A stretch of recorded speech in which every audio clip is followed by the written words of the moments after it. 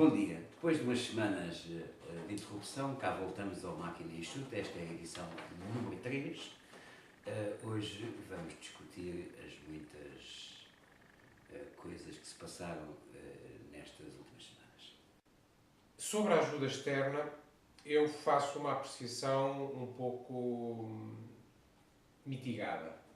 Por um lado, penso que é mais ou menos claro que algumas das condições em que a ajuda poderá vir, porque ela ainda não está aprovada, algumas das condições em que a ajuda poderá vir são menos gravosas para Portugal do que para outros países, penso que isso é certo, mas também penso que não podemos falar como se tivéssemos obtido uma espécie de lotaria barata com o dinheiro que aí vem. É certo que o montante é mais baixo do que se tinha previsto, do que todas as previsões que estavam publicadas, o que significa que a situação também não é propriamente a desgraça absoluta. Em termos de taxas de juro, provavelmente teremos uma execução mais favorável, mas evidentemente que vão ser pedidos muitos sacrifícios aos portugueses e à economia, ou seja, vão ser criadas condições gravosas para o crescimento económico, como aliás já se previa com este tipo de modelo de ajuda. Além disso, e do ponto de vista do reflexo do memorando de entendimento sobre a evolução da economia e da sociedade portuguesa, eu devo dizer que há um conjunto de coisas, continua a haver um conjunto de coisas que são típicas da receita do FMI e que me parecem exigências um bocado disparatadas. Designadamente no domínio das privatizações, são exigidas privatizações aceleradas. Por um lado é mau que sejam aceleradas, porque significa que quando vendemos à pressa e quando os potenciais compradores sabem que vendemos à pressa, arriscamos a vender mal. Isso é, em qualquer negócio é assim. E por outro lado, são feitas exigências em termos de alienação em setores em que provavelmente o Estado, como comunidade nacional, não vai conseguir preservar alguns interesses públicos. Sobre a questão da ajuda, eu sou daquelas pessoas que penso que a ajuda é inevitável e que já devia ter sido pedida há mais tempo. Penso que é uma coisa útil para Portugal haver uma supervisão internacional sobre as nossas contas. Infelizmente, e lamento imenso ter esta opinião, mas tenho há muitos anos, eu penso que nós não temos suficiente capacidade organizativa na nossa vida política para conduzirmos o nosso país com total autonomia. Já quando foi a entrada no euro, que não seria fácil, como toda a gente julgava, eu pensei que a grande utilidade que nós tínhamos em entrar para o euro era estarmos condicionados na nossa capacidade de endividamento público. Porque, vamos lá analisar as coisas, um país aberto ao exterior como nós teria a maior vantagem em ter uma moeda própria e em poder jogar responsavelmente com essa moeda nos mercados internacionais. É o que fazem muitos países que são exemplos de prosperidade. Para dar alguns exemplos, o Canadá, a Austrália, a Nova Zelândia, portanto, países que sabem muito bem jogar com a cotação do seu dinheiro. O problema em Portugal é que no estado em que estava a democracia portuguesa, e ainda está hoje, eu penso que nós não tínhamos capacidade para fazer isso com seriedade. Lamento dizê-lo, tenho muita pena, porque sou patriota e gostaria que as coisas não fossem assim. Outra coisa que me parece interessante no acordo é o facto de finalmente ir forçar a cortar algumas gorduras do Estado. Eu concordo com o Porfírio que não é muito sensato estar a dar demasiada importância às querelas ideológicas nesta matéria. E concordo também com ele que tenho muitas dúvidas sobre a vantagem em pôr infraestruturas na mão dos privados, sobretudo se isso significar apenas que o monopólio, em vez de ser do Estado, passa a ser do privado, chamado é pior a emenda que o soneto. No entanto, parece-me que há no acordo e há na disposição pelo menos do programa do PSD, uma nítida vontade de abrir a economia à concorrência, de cortar em sítios emblemáticos do Estado. A mim parece muito bom que o PSD proponha menos deputados, menos ministros, menos secretários de Estado, acabar com os jogadores civis.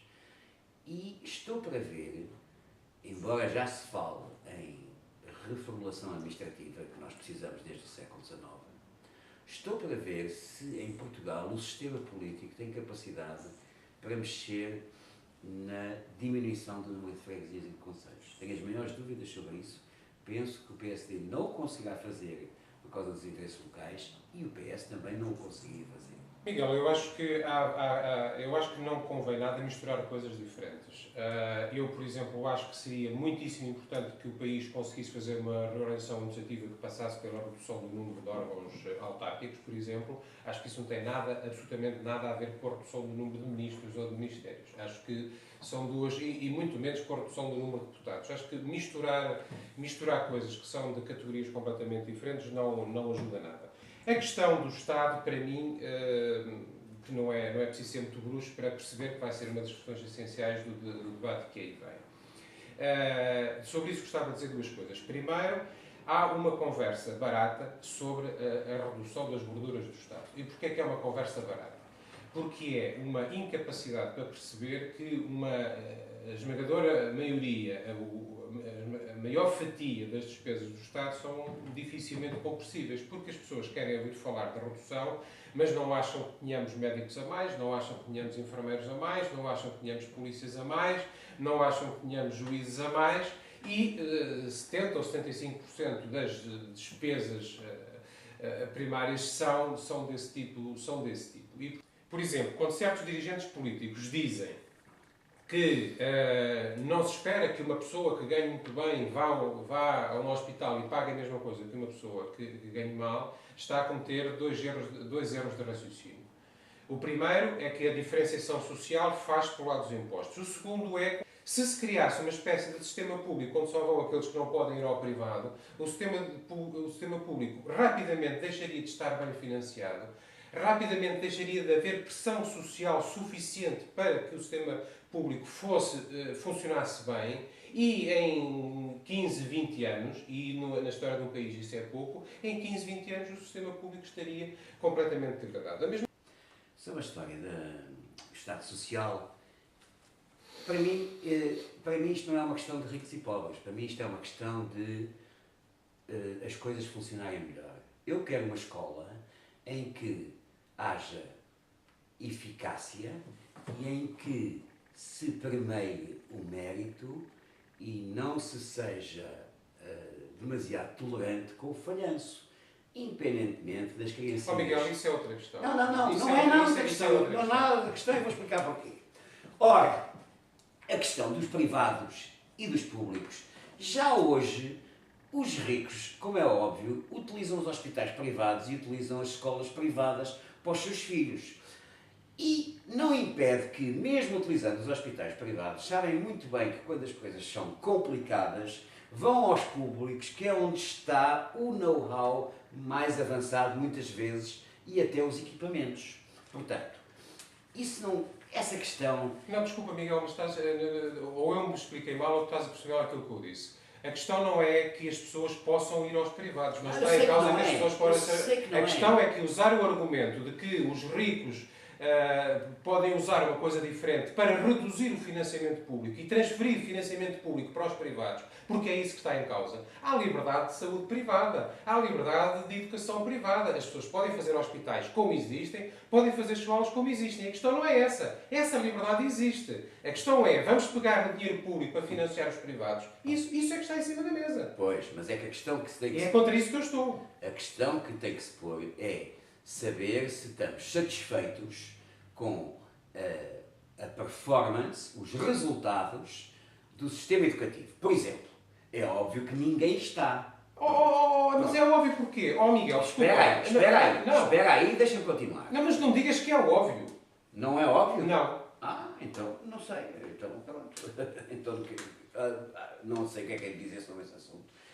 Tu és capaz de reconhecer por indicadores internacionais que nós temos determinadas deficiências na educação. Exatamente. E que temos evoluído em determinadas questões essenciais, em termos de competências em áreas essenciais, em termos de diminuição do abandono escolar, por exemplo. Há um caminho. Há um caminho. Mas, por exemplo, essa ideia de que os caminhos diferem quanto onde se está no público ou onde se está no privado está errada. Porque, por exemplo, tu comparas certos colégios privados que nos rankings ficam muito acima, claro, naquelas partes em que podem selecionar os alunos, claro, e os mesmos colégios, com as mesmas estratégias, naquelas partes em que têm que admitir todos os alunos porque têm contratos com o Estado, os resultados já não são os mesmos. Portanto, é evidente que educar aqueles que têm a família a protegê-los, que têm meios suplementares vários, é fácil. Estás-me a dizer isso como se os liceus públicos não fizessem também seleção e também fazem. Está bem, está. Mas o que é que as cunhas têm a ver com isso? Tem imenso. As pessoas que conseguem pôr as criancinhas no Pedro Nunes porque conhecem pessoas... Miguel, vamos lá ver uma coisa. O discurso terrorista de dizer que está sempre tudo mal e que nós não conseguimos fazer nada é um discurso absolutamente incapaz para tratar do futuro do país. E, por exemplo, tratar o sistema de saúde em Portugal como um mau sistema é ter falta de perspectiva e falta de informação. O sistema de saúde em Portugal é muitíssimo bom, tem melhorado imensíssimo nos últimos anos e é realmente uma conquista do país. E tratar tudo como se tudo fosse mau e como se nada servisse é inadmissível. E, além disso, por exemplo, no caso da educação, as pessoas falam muito de exigir e de mérito e de eficiência e quando se tenta fazer coisas para melhorar a gestão, para melhorar a exigência, para melhorar a avaliação, politicamente está-se contra e vota-se contra e fazem-se manifestações e fazem-se coligações negativas na Assembleia para contrariar isso. Eu não digo nada disso e acho que aquilo que se tentou fazer com a avaliação dos professores era uma ideia boa, mas foi mal executada. É sempre assim. A conversa da oposição genérica é sempre assim. Não é nada genérico. É necessário ter uma escola competitiva que dê hipóteses às pessoas que não têm um nível de educação em casa que têm as pessoas mais abastadas, que os seus filhos tenham possibilidade de ascensão social. Estou completamente de acordo com isso. E para isso é preciso uma escola eficaz. E eu não me contento com aquilo que acontece na escola pública e privada em Portugal hoje em dia. Para mim não chega, é mau. E acho que devemos fazer mais. A questão de saber se há menos Estado é importante porque nós temos que mudar de modelo. Este modelo já nos leva a endividarmos demais. E nós temos que desalavancar os gastos do Estado, porque é a única forma de termos futuro e termos uma economia que pague um Estado social sustentável. Olha, Miguel, francamente, eu acho que misturar tudo em discursos puramente ideológicos sobre as coisas não resolve nada. Vou-te dar um exemplo. Na questão da educação, o que para mim seria fundamental, em termos organizativos, era mais autonomia das escolas, que as escolas internamente tivessem a sua própria responsabilidade muitíssimo alargada, pudessem tomar decisões no dia-a-dia para resolverem os problemas concretos com que se defrontam. Isso é nada de Estado. Não tem, menos Ministério da Educação. É mentira. Não tem nada a ver com menos Estado. Não tem nada a ver com menos Estado. E esta reforma, por exemplo, da autonomia das escolas, já foi tentada anteriormente, antes deste governo até, e não deu resultado. Porquê? Porque muitas escolas resistem a isso, porque não querem ter essa responsabilidade. É o monstro da 5 de outubro. Sabes tão bem como eu que qualquer ministro que chega à pasta da educação tem um ministério inflacionado de recursos humanos e que tem mania de mandar em todo o país. Não conseguirás nunca autonomizar mais as escolas se não diminuires o poder do Ministério da Educação. Ficamos por aqui hoje. Voltaremos, isto nunca tem um calendário certo, voltaremos proximamente. Bom dia. Então, bom dia.